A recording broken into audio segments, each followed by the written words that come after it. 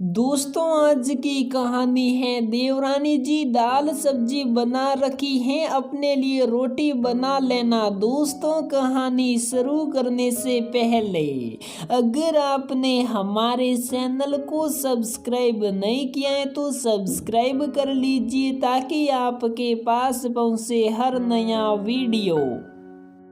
रमा, तुम्हारी छोटी बहू तो बहुत सुंदर है। सुना है सरकारी नौकरी भी है और घर का भी सब काम कर लेती है। बहुत ही गुणी है। तुम्हारे तो भाग्य ही खुल गए बहन, पड़ोसन ने कहा।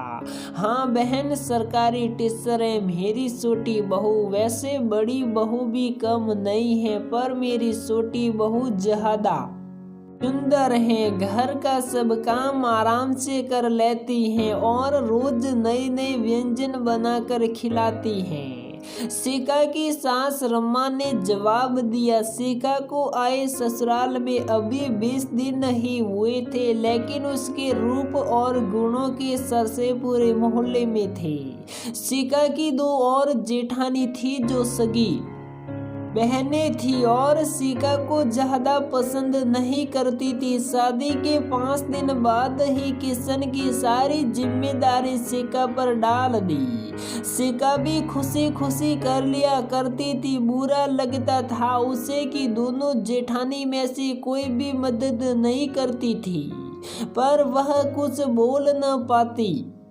25 दिन की छुट्टी खत्म हो गई थी और शिखा को अगले दिन से स्कूल जाना था। वह सुबह उठी, अपना और जेठानियों के 2 बच्चों का लंच बनाया और स्कूल चली गई। पति राघव का ऑफिस का समय 10 बजे का था और वह 8 बजे से पहले उठता नहीं था।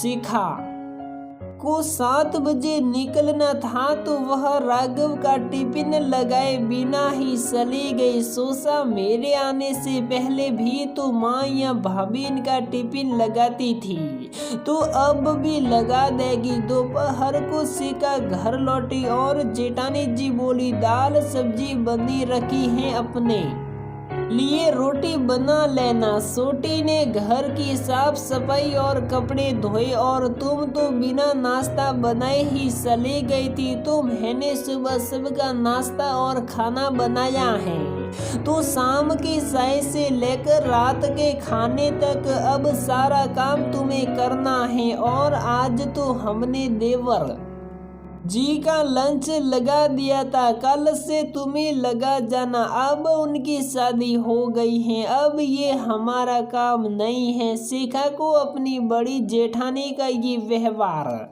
बहुत खराब लगा। बिना खाना खाए ही वह अपने कमरे में चली गई।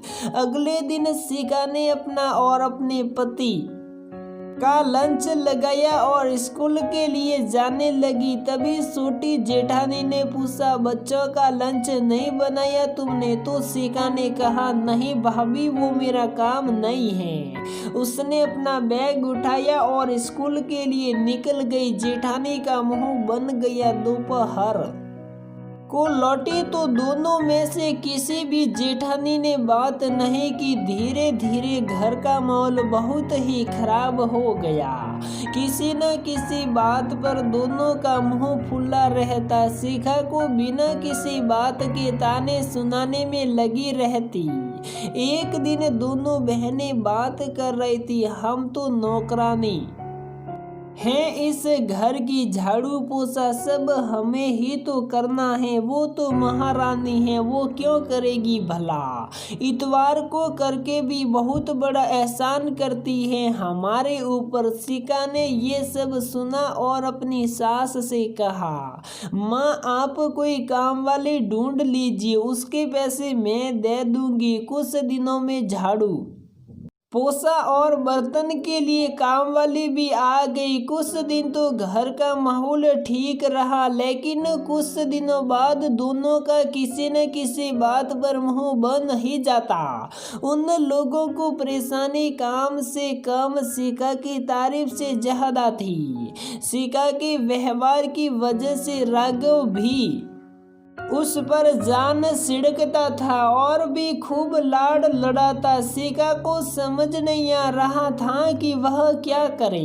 एक दिन शिखा को अपने पति के साथ उसके दोस्त के यहाँ डिनर पर जाना था। घर बहुत दूर था तो वो दोनों थोड़ा जल्दी निकल गए। शिखा ने सोचा घर में सबको बता तो दिया था कि हमें जाना है तो खाना तो भाभी बना ही लेगी। शिखा सज धज के नीचे गई तो दोनों ने उससे बात नहीं की। शिखा अपना मूड खराब नहीं करना चाहती थी इसलिए नजरअंदाज करके चलेगी। 11 बजे लौटे तो माँ ने दरवाजा खोला। राघव ने पूछा, माँ सब लोग सो गए क्या?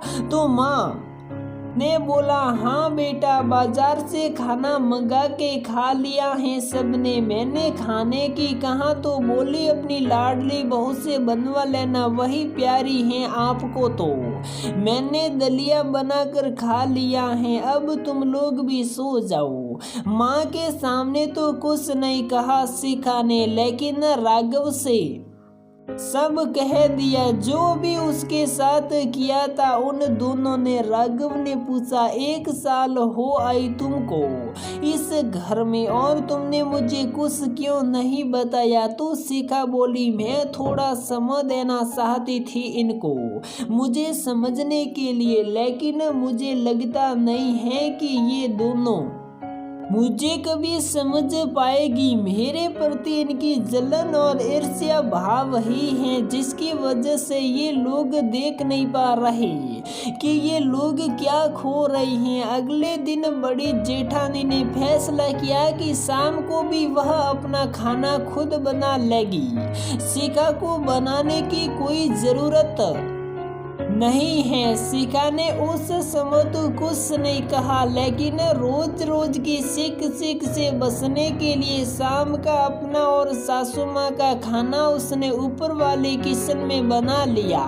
सामान तो सब था ही, उस पर शादी का बस गैस चूल्हा नहीं था तो वो स्कूल से आते हुए ले आई थी और बाकी सब नीचे से ले लिया था, क्योंकि राशन के लिए राघव भी हर महीने पैसे देता था। शिखा के इस फैसले से माँ और राघव बहुत दुखी हो गए थे, लेकिन शिखा जानती थी कि उसका फैसला एकदम सही है। रोज रोज की लड़ाई और तनाव से बेहतर है कि इन लोगों से थोड़ी दूरी ही बना ली जाए। शिखा समझ चुकी थी कि या तो इन लोगों से लड़ो या फिर शांति से लड़ाई की वजह को ही खत्म कर दो।